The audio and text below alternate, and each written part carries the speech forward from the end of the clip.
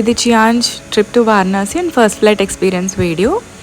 వాళ్ళ డాడీతో ఇదివరకు ఫ్లైట్ ఎక్కినా కూడా ఆయనకి చాలా ప్యాసింజర్స్ ఉన్న బిగ్ ఫ్లైట్ ఎక్కాలి అనేది డ్రీమ్. ఈ ట్రిప్ తోటి అది తీరింది. మేము ఈ ట్రిప్లో ఆల్మోస్ట్ 4 ఫ్లైట్స్ ఎక్కాము. అన్ని టేక్ ఆఫ్స్ ల్యాండింగ్స్ ఎంజాయ్ చేశాడు. ఫస్ట్ ఫ్లైట్ బాబుది అని చెప్తే క్యాబిన్ క్రూ చిన్న నోట్ కానీ సర్టిఫికేట్ కానీ ఇస్తారు జనరల్గా. వాళ్ళు బాగానే ప్యాంపర్ చేశారు, ఫోటోలు దిగారు వీడితోటి.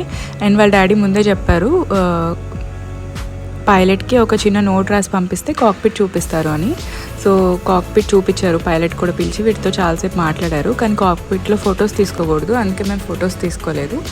మాకు డైరెక్ట్ ఫ్లైట్ లేకపోవటం వల్ల నాగ్పూర్ టు ఢిల్లీ వెళ్ళి అక్కడ 4 hours లేఓవర్ తర్వాత ఢిల్లీ టు వారణాసి వెళ్ళాం. సో 4 hours లేఓవర్ కూడా ఫస్ట్ టైం ఎయిర్పోర్ట్లో అంతసేపు స్పెండ్ చేయడం వల్ల కదా, సో బోరేం కొట్టలేదు, బాగానే ఎంజాయ్ చేశాడు. మేము వారణాసిలో ఆ రోజు ఈవినింగ్ ల్యాండ్ అయ్యాము. ల్యాండ్ అయిన తర్వాత ఈవినింగ్ గంగారతి దశాశ్వమేధ్ ఘాట్లో జరుగుతుందని చెప్పారు. సో గంగారతి చూడటానికి అక్కడికి వెళ్ళాము.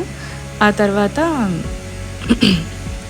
వారణాసి టూర్ కొంచెం గల్లీలన్నీ తిరిగేసి ఆ తర్వాత 84 ఘాట్స్ ఉంటాయంట, అవి మొత్తం ఒక బోట్ రైడ్లో చూపిస్తారు అంటే ఆ బోట్ రైడ్ చేసామన్నమాట ఆ రోజు evening.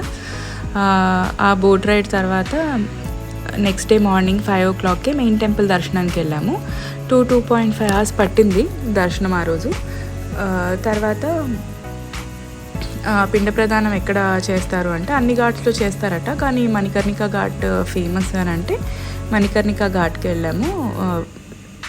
Almost 20 minutes to 25 minutes వరకు పూజ చేశారు.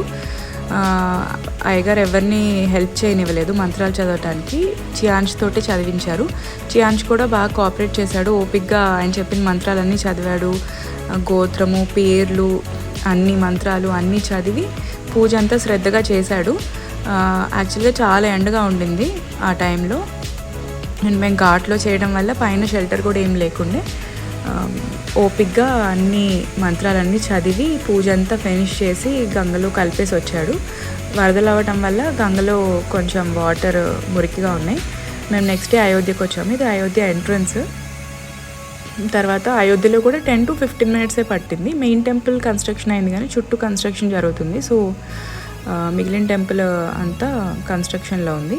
అండ్ మాకు అయోధ్య టు ఢిల్లీ ఫ్లైట్ ఉండింది. మళ్ళీ ఢిల్లీలో 3 hours లేఓవర్ తర్వాత ఢిల్లీ టు నాగ్పూర్ వచ్చాము.